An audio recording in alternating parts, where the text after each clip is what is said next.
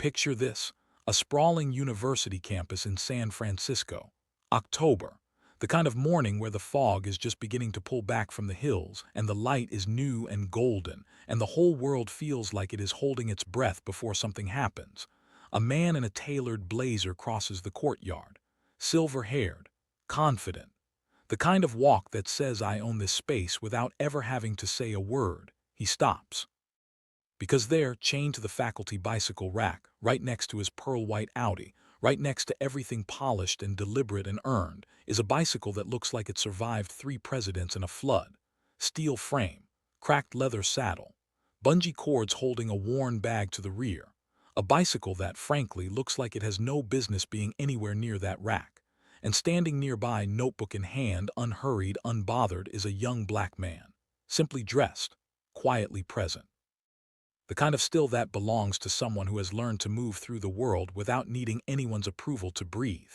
The silver-haired man, Dean Hargrove Callum, one of the most powerful administrators at Westmore University, looks at the bike, looks at the man, and delivers in that particular tone that powerful people use when they believe they are being helpful, a gentle correction about which rack is for students and which is for faculty. The young man meets his gaze, calm as morning water. Says he'll keep it in mind, and goes back to his notebook. The dean walks away satisfied. Case closed. Order restored. He has no idea, not yet, that in less than 4 hours, that same young man will be standing at the head of the boardroom table, presenting a $58 million architectural vision to the very people who actually run this university. That he has been quietly designing the most significant building on this campus for 8 months. That he rode that old bicycle across the Bay Bridge before sunrise just to stand in the light of this place and understand its shadows before drawing a single line. And he has absolutely no idea that the words he spoke at that bicycle rack, those few, casual, dismissive words, have just set into motion a decision that will echo through this institution long after his portrait is forgotten. Stay with me. Because this story is about more than a misunderstanding between 2 men on a college campus. This is about what happens when the world keeps looking through someone, and what that person quietly builds while no one is watching. This is about the difference between power that demands to be seen and excellence that doesn't need to announce itself. This is about a library, and a wall, and a choice that had nothing to do with revenge, and everything to do with something far more powerful than that. Before we dive deeper, let us know in the comments where you're watching from. We'd love to hear from you. And don't forget to hit that subscribe button so you never miss any of our upcoming videos. Now before we go back to the beginning, before we follow Idris Beaumont Calloway through the fog and the years that made him, let us sit for a moment with the questions that this story is going to answer.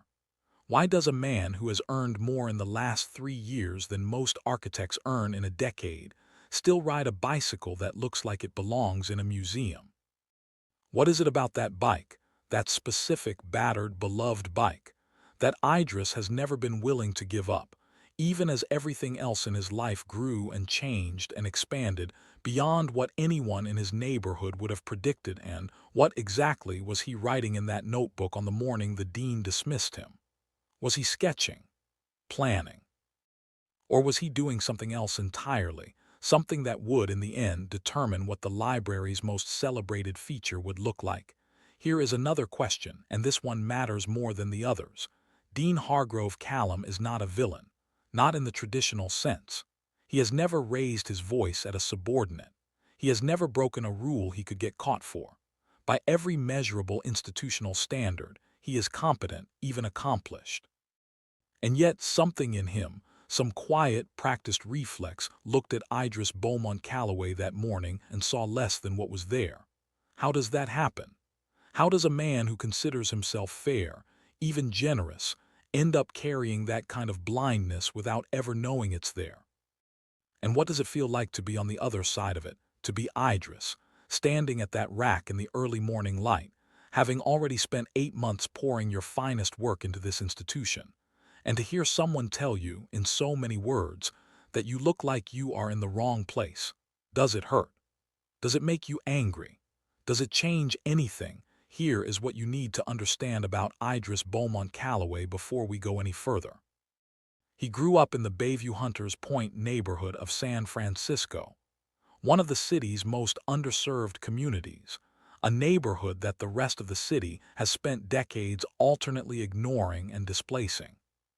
He grew up in a household where the heat didn't always work and the windows sometimes let the winter in, but where his father, Cornelius Beaumont Calloway, kept a drafting table in the corner of the living room and drew buildings by lamplight every single evening after his shift at the Transit Authority. His father never became an architect. The money wasn't there. The path wasn't clear. The doors that needed to open didn't open in time. But he drew. Every night he drew. And he let his son sit beside him and ask questions, and he answered every one. So when Idris says that bicycle belonged to his father, understand what that means. That bicycle carried Cornelius Beaumont Calloway through 22 years of pre-dawn shifts and evening drafting sessions. It carried him to the public library, where he read every book on architecture they had. It carried him to construction sites on his days off, where he would stand at the fence and watch and learn. It carried him, ultimately, to a heart attack at 51, a man who had spent his whole life building something invisible. Idris inherited the bike the same week he was accepted, on full scholarship, to the California College of the Arts. He has ridden it to every significant professional meeting of his career, not as a statement, not to make anyone uncomfortable, but because he made a promise to his father, to himself, that he would never let success make him forget where he came from, or what it cost, or whose hands built the road beneath him. And so the question the entire story rests on is this. When Dean Callum stepped into that boardroom and saw Idris at the head of the table, when the slow, stunning recognition settled across his face like weather, what happened next? Did he apologize? Did he pretend the morning hadn't happened? Did he do what powerful people so often do, reroute, rebrand, and claim the moral high ground they weren't standing on a moment before? And more importantly, what did Idris do with the choice that had been quietly sitting in his hands all along? What do you do when someone diminishes you, and then you discover that the very thing they dismissed you from is something you hold the key to? Do you use that key to lock them out? Do you use it to open something beautiful? Or do you do something so unexpected, so quietly powerful, that no one who witnesses it ever quite recovers? That is the center of this story. That is the question the fog is hiding, and we are going to walk through it together, all the way to the end. Let us go back, all the way back to the place where both of these men were made. Idris Beaumont Calloway was born on a Wednesday in late spring, in a hospital that no longer exists, in a neighborhood that has been slowly, methodically transformed by forces that arrived without asking. His mother, Verdell, was a home health aide, patient, precise, and possessed of a humor so dry that people sometimes didn't realize she had been funny until 3 seconds after she had moved on. His father, Cornelius, was a man who loved buildings the way some men love music, as something that entered the body and stayed there. The house they rented on Dormady Avenue was small, 2 bedrooms, a kitchen that served as dining room and living room when company came, a backyard that Verdell kept immaculate with a pride that had nothing to do with performance and everything to do with dignity. It was a house where things were repaired rather than replaced, where Sunday dinner was a ceremony, where books were borrowed from the library and returned with care because someone else needed them next. Idris was quiet as a child. Not shy, there is a difference. He observed. He sat and watched how things worked. The way a door frame settled into its opening, the way afternoon light came through the kitchen window at a particular angle that turned the linoleum gold for exactly 11 minutes before moving on. He noticed things that most children, most adults, filtered out entirely. By the time he was 9, he was drawing too. Not houses at first. Light. He drew the way light moved. His father saw this and understood exactly what it was, even if Idris didn't yet have the word for it. Cornelius told Verdell one evening, looking at a crayon drawing of their living room that somehow, impossibly, captured the feeling of it on a Sunday afternoon. The particular weight of that light, that quiet, that specific peace, that the boy saw the soul of spaces, that he was going to build things. School was complicated for Idris in the way it is complicated for any child who thinks differently than the system expects. He was not disruptive. He was not difficult. He was simply operating on a frequency that most of his early teachers didn't quite know how to tune into. His middle school art teacher, a woman named Dorrit Fines, was the first adult outside his family to look at his work and say, without hesitation, that it was extraordinary. She said it the way people say things they are certain of, not with exclamation, with the level, clear voice of someone stating a fact. She also told him he needed to apply to the design program at the high school on Portola, and she said she was writing his recommendation that same day. That letter changed his life. Not because the school was magic, it wasn't, but because it gathered in one building a group of students who all had that frequency, that particular way of seeing, and it let them vibrate together. It let Idris understand for the first time that he was not unusual. He was specific. There is a difference. He graduated top of his cohort, won a juried portfolio competition at 16, was profiled in a small architectural journal at 17, a profile his father laminated and kept on the drafting table until the day he died. Idris was 22 when his father had the heart attack. He was in his second year at CCA, working 30 hours a week to supplement his scholarship, sleeping 6 hours a night, drawing through the other hours. He got the call on a Thursday afternoon, standing outside the college's metal shop with sawdust on his jacket. He rode his father's bicycle home from the hospital that night, 3:15 in the morning. The city was quiet and cold and smelled like the ocean. He rode through it without crying because crying came later in private, in the way that grief arrives when the shock has finally cleared a path for it. He finished his degree. He interned at 2 firms, both of which offered him permanent positions, both of which he turned down. He wanted to build something of his own. He wanted to build the way his father had drawn, at a drafting table in a corner, by lamplight, for the love of it first and everything else second. He started Beaumont Callaway Structural Arts with 2 colleagues, Maricel Aubry-Fontenot, a structural engineer from New Orleans with an obsessive attention to load-bearing logic and a laugh that could rearrange furniture, and Ptolemy Haas, a Chilean-American architect who had done his graduate work in Denmark and thought about sustainability the way poets think about metaphor. Their office was, initially, the converted garage in the Mission District. It smelled like turpentine and ambition. Their first project was a community center in Oakland. Small, 40,000 square feet, almost no budget, but Idris approached it as if it were a cathedral, studied the light at different hours of the day, talked to the community members who would use it, asked them what they needed from a space in terms they hadn't been asked to consider before. Not just square footage but feeling, not just function but dignity. The building opened to a community that said, almost universally, that it felt like the space had been built for them, not just for their activities but for their humanity.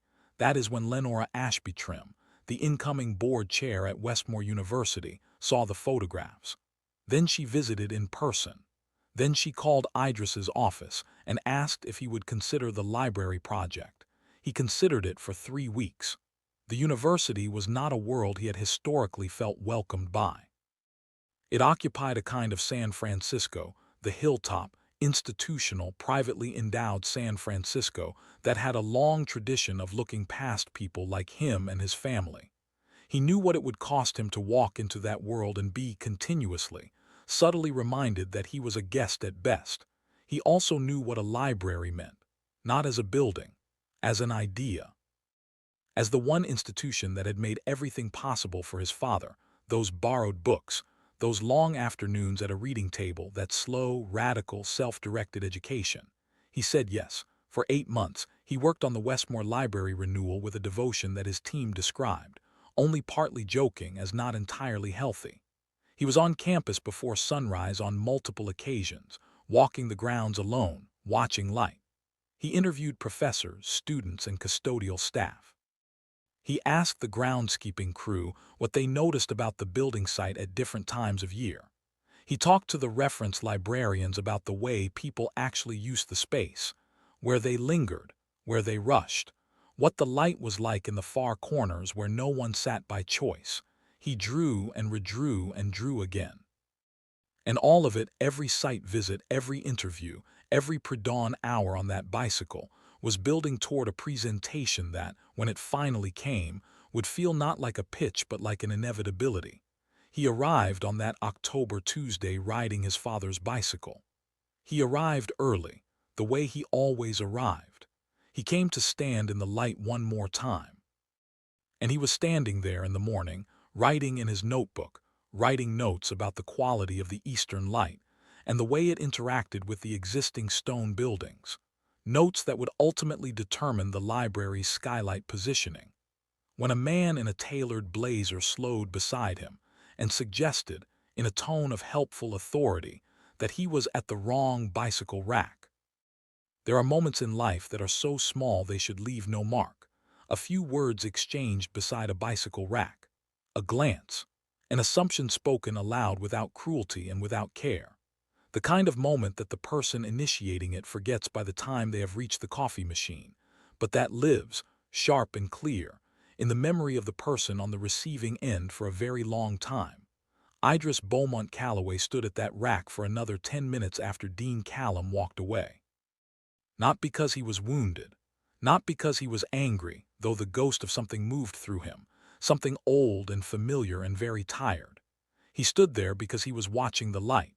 He was watching the way the morning sun came off the administrative building's east-facing windows and threw a secondary light onto the courtyard's north wall, a soft, bounced, almost amber quality of light that lasted about 20 minutes before the angle changed. He was nodding it. Because the library's main reading gallery, as he had designed it, would catch exactly that quality of light at exactly that time of day, every clear morning of the academic year. But something else was happening in his mind alongside the light watching. Something quiet and methodical, the way Idris processed almost everything. He was thinking about the dedication wall. The dedication wall had been part of the original program brief, a 40-foot section of the library's grand entrance foyer, clad in hand-laid stone, designed to carry commemorative text, the names of administrators, major donors, and distinguished faculty who had shaped the institution over its 130-year history. It was, in the language of institutional architecture, boilerplate, expected, entirely conventional. Idris had designed it per the brief and included it in the plans. But he had felt from the beginning a quietness around it, an absence of conviction that he had been unable to fully articulate even to himself. He was articulating it now. He picked up his notebook, turned to a fresh page, wrote 3 words at the top, "Who is this for?" Then he stood there a moment longer, looked up at the campus, the stone buildings and the manicured grounds and the faculty cars, and somewhere inside all of it, the bones of something that could be more generous than it had been. Then he walked inside for the meeting. The boardroom at Westmore University is a long room with windows on the north and south sides, a conference table of considerable self-importance, and portraits of past board chairs going back to 1941. It smells faintly of old wood and recent coffee. It is a room designed to communicate authority, to say, without saying, that decisions made here matter. Idris had been in rooms like this before. He had learned, through experience, how to enter them. Not with performance, not with the borrowed armor of expensive clothes and strategic confidence, but with what his mother called his father's kind of quiet, a stillness that had nothing to prove because it already knew what it was. He set up the presentation himself. His laptop, a portable projector he had brought because he had learned the hard way not to trust boardroom technology. A small physical model, hand-built in his studio over 2 weeks, that he placed at the center of the table and covered with a cloth. Board members arrived in 1s and 2s. Lenora Ashbytrim came in early, caught his eye, and gave him a small, precise nod that said everything about the confidence she had placed in what he was about to show. And then, 6 minutes before the meeting was scheduled to begin, Dean Hargrove Callum walked in. Idris saw the recognition happen in real time. Watched the dean's gaze pass over the room, land on the man at the head of the table, and then slowly, then with increasing speed, travel backward through the morning's memory.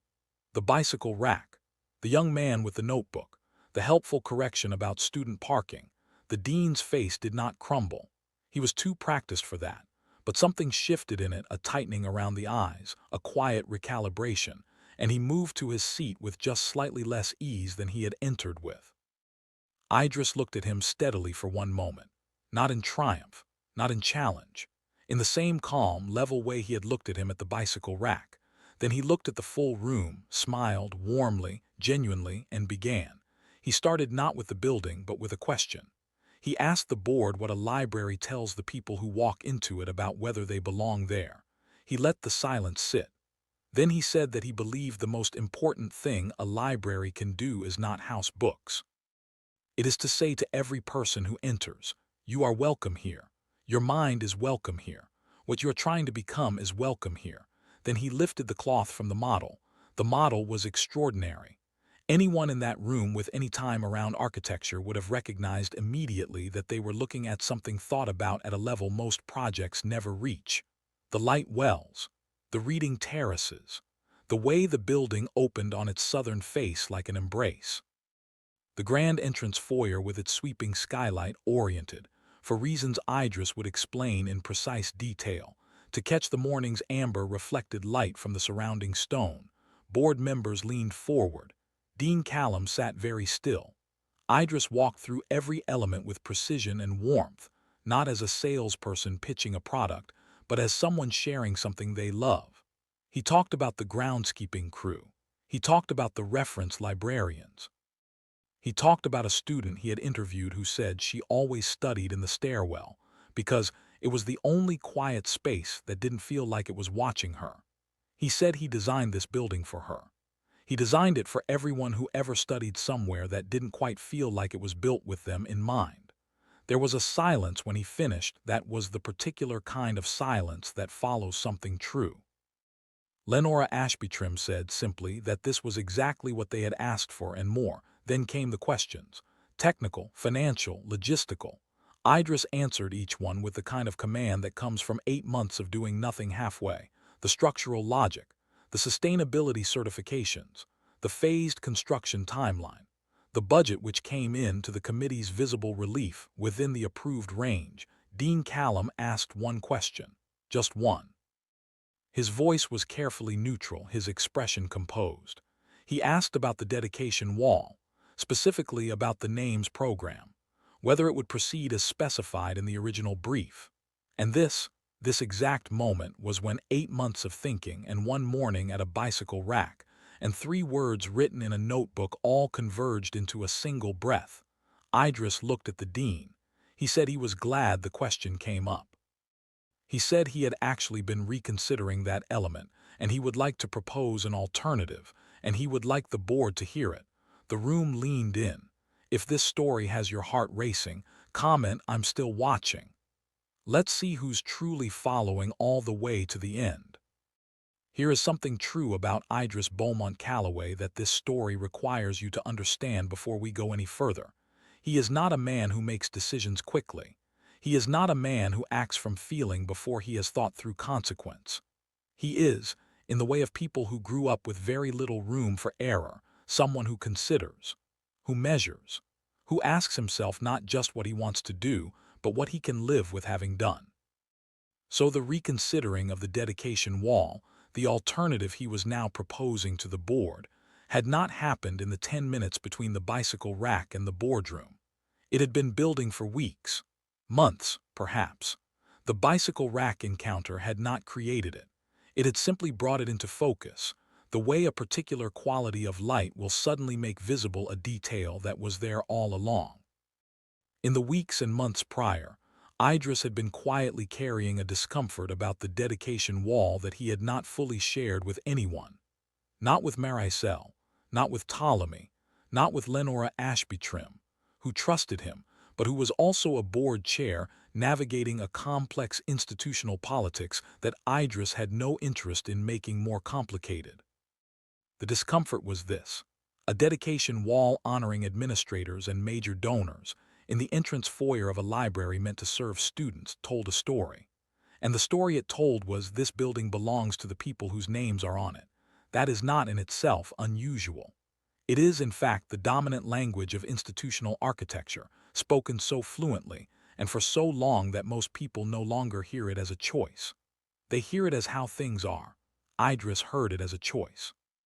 He had been hearing it as a choice since his father took him to the public library on Cesar Chavez Street at age 6 and told him with complete certainty that this place belonged to him, that no one could take it, that he should remember that, the public library, not the private institution, the public library, where no one's name was carved into the entrance foyer except the one the city had given to the street outside. And now Idris was building a private institution's library, a beautiful one, a generous one he believed in, and he was supposed to put a wall in the entrance foyer that said, in stone, here are the important people. And he kept sitting with that and not being able to make peace with it. He had done research. He had pulled the names on the original brief's proposed dedication list and looked each one up, their histories with the institution, their donations, their records. Most were unremarkable. Several were distinguished. Two had records that, in more forthright times, would have been complicated to celebrate publicly.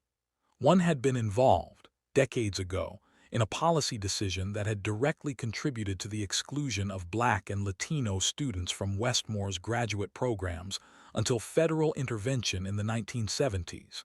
His name was still on the list.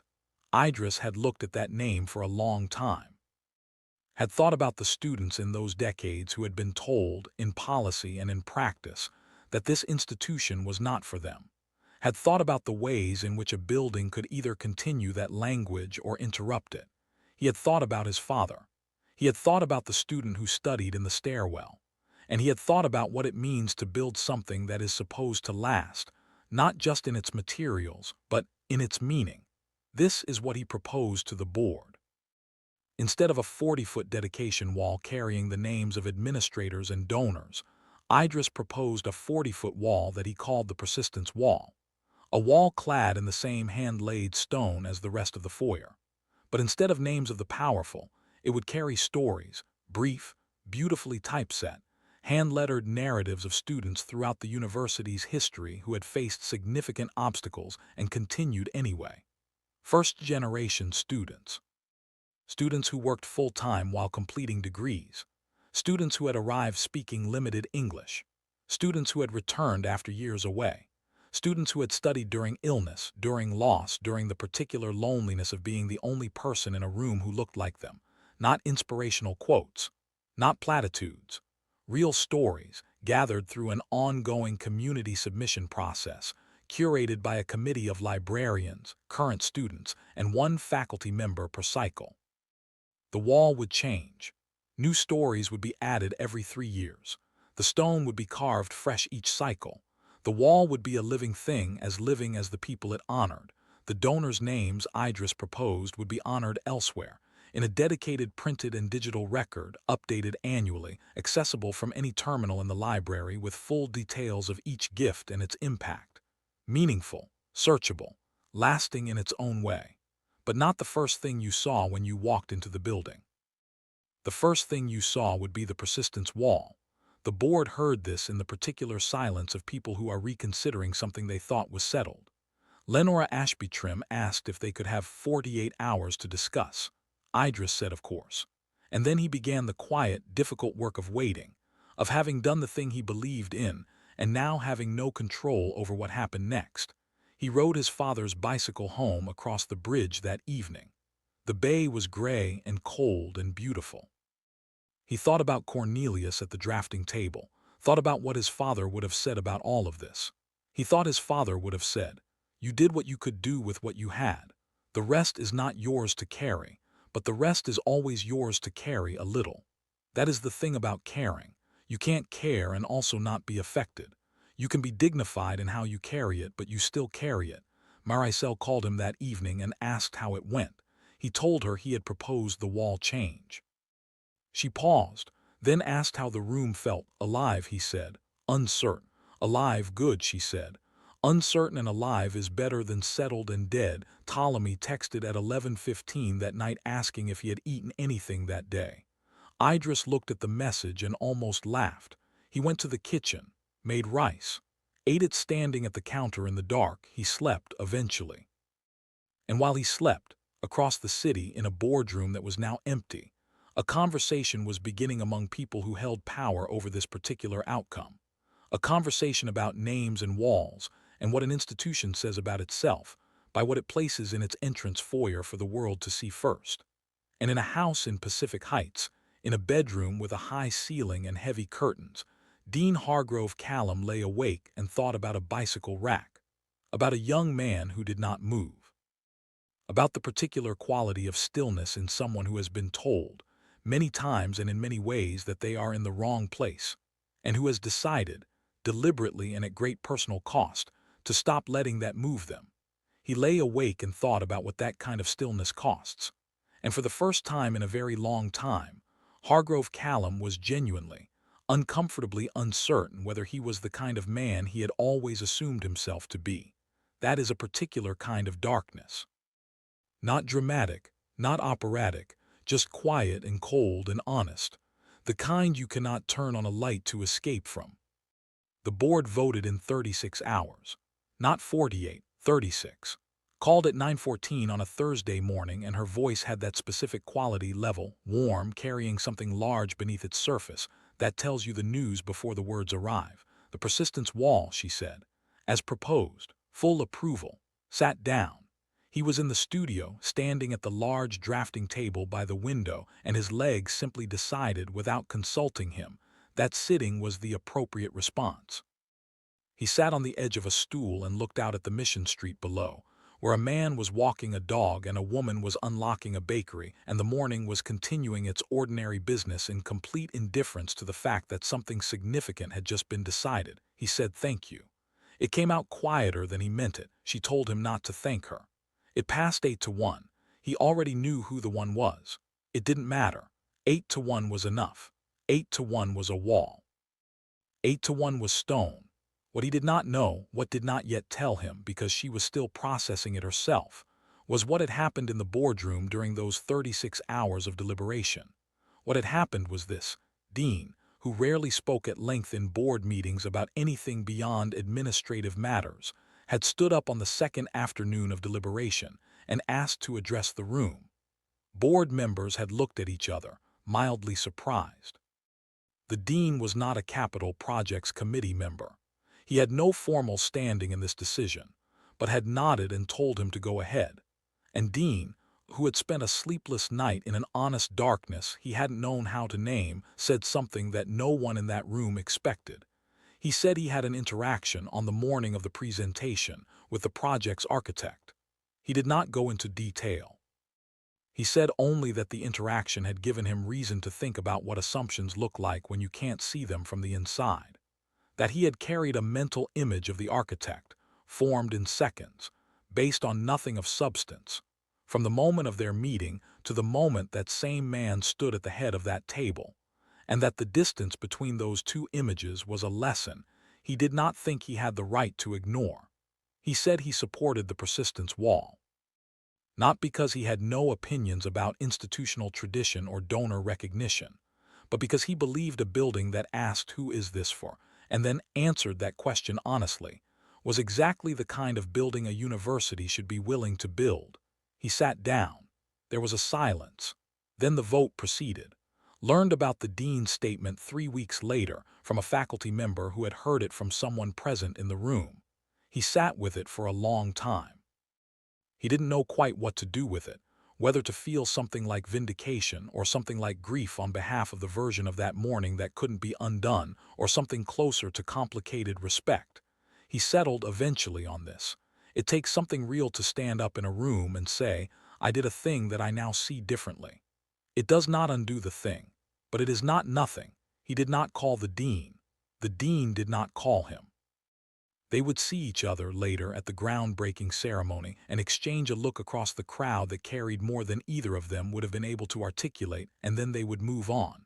That is sometimes how reckoning happens, not in a dramatic confrontation, not in a scene built for an audience, in a look, in a vote, in a wall. The persistence wall took 14 months to build.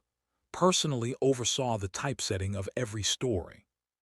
He worked with a stone carver named A man of extraordinary patience who had carved memorial walls in 3 countries and who said, on the second day of working together, that understood what stone could hold, and that not everyone did. The first cycle of stories came from a community submission process that generated, in its first month, over 800 responses. Librarians and students and faculty spent 6 weeks reading and rereading, and the final selections were announced at a ceremony before the building officially opened. A ceremony at which most people in the room cried, quietly, in the way of people surprised by the depth of their own feeling. One of the stories selected for the first Persistence Wall was about a student from the late 1980s who had worked the overnight shift at a Tenderloin hotel while completing her degree in urban planning, studying on her break between 2 and 4 in the morning, because those were the only hours that belonged entirely to her. She was now a city planner in Portland. She had not thought about those years in a long time. When a researcher called to ask if they could tell her story, she was quiet for a moment. Then she said, "I didn't think anyone knew. That is what the wall was for." The building opened on a Saturday in spring. San Francisco was having one of its generously sunny days, the kind where even the fog seems to be staying home out of respect for the occasion. The library's grand entrance foyer caught the morning light exactly as Idris had designed it. Through the high skylight, bounced off the stone of the adjoining building, arriving soft and amber and unhurried into the space. People walked in and stopped, not because of the architecture, though the architecture was extraordinary. Because of the wall, because of 40 feet of hand-laid stone with its carefully carved stories, small, legible, human, true. Because of the faces of people reading their own stories, or their parents' stories, or stories that felt like their stories even though the names were different. Because of what it meant to walk into a university library and see, in the very first thing your eyes found, not the names of the powerful but the lives, the real, struggling, reaching, refusing to quit lives of people who looked like them. Dean Hargrove Callum stood in that entrance foyer on opening day and read 3 of the stories. He was not supposed to be moved.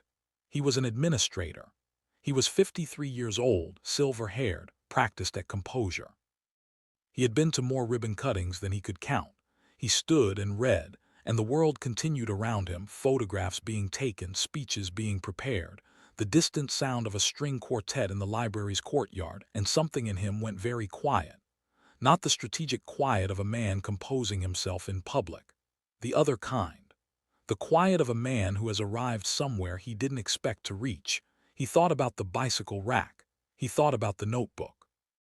He thought about a young man who had stood there in the October morning and refused to be disturbed by someone who had not earned the right to disturb him. He thought about all the things he had never bothered to wonder about the people he passed. He did not experience this as shame, exactly. Shame wants to hide from itself.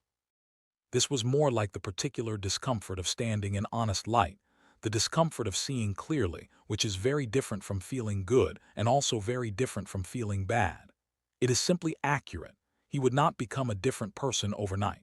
Change in real people is slower than that. It is a series of pauses, moments where the old reflex starts to fire and something interrupts it, where the measuring glance begins and a question arrives. What are you actually measuring? What do you actually see? He would have those pauses more often after that morning. He would not always succeed, but he would have them.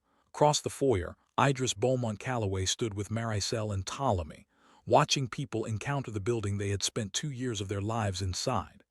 Marisol was laughing at something Ptolemy said. Ptolemy was eating a pastry with the focused contentment of someone who has been working very hard and has finally, legitimately, earned a pastry. Idris was watching the light. It was doing exactly what he had designed it to do. Coming through the skylight at the angle he had calculated, bouncing off the eastern stone, arriving in the foyer soft and amber and alive.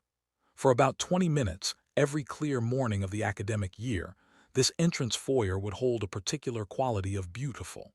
And then the angle would shift, and the light would change, and the space would be beautiful in a different way. He thought about his father. About the drafting table in the corner of the living room on Dormady Avenue. about all the buildings Cornelius Beaumont Calloway had drawn by lamplight that no one ever built, and whether they had still mattered, whether the drawing of them, the thinking of them, the loving of them, whether that was its own kind of construction. He thought it was. He thought that every line his father drew had, in some way, made its way into every building Idris had ever built. That the love you put into something does not disappear when the thing doesn't get made. It moves. It finds another form. It travels through the people it touched and arrives, eventually, in stone. He looked at the wall, his father's wall in the truest sense, and he thought, this is what I could do with what I was given. I made something that says to everyone who walks through this door, you were always supposed to be here. Some buildings house books, some buildings hold people. And some, rare, luminous, once in a generation, do what Idris Beaumont Calloway spent his whole life learning how to do. They tell the truth about who matters. Not every loss is the end. Some are the beginning of something greater. And sometimes the greatest things are built not by the people history puts on the wall, but by the ones history kept overlooking, right up until the moment the wall itself changed. And that is the story of Idris Beaumont Calloway, Hargrove Callum, and a 40-foot wall that quietly rewrote what a university believed about itself. But before you go, sit with this for a moment, because this story raises questions that I don't think have easy answers, and I genuinely want to know where you stand. If you were Idris, if you had poured 8 months of your finest work into an institution, arrived before sunrise to walk the land, carried your late father's memory in every detail, and then someone in authority looked at you and told you, without a second thought, that you were in the wrong place, what would you have done in that boardroom? Would you have said something directly?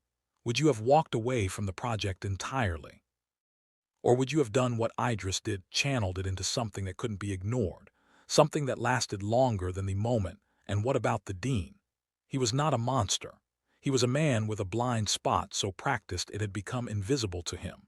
Do you believe that people like that can genuinely change? Or do they only learn to move differently without changing what they see? Tell me honestly in the comments, because I think this is one of the most important questions this story asks. There is also this. The persistence wall was not an act of revenge. It was an act of vision. Idris chose to make space for the overlooked rather than claim space for himself. That is a particular kind of power, quiet, generative, and more lasting than anything he could have carved with his own name.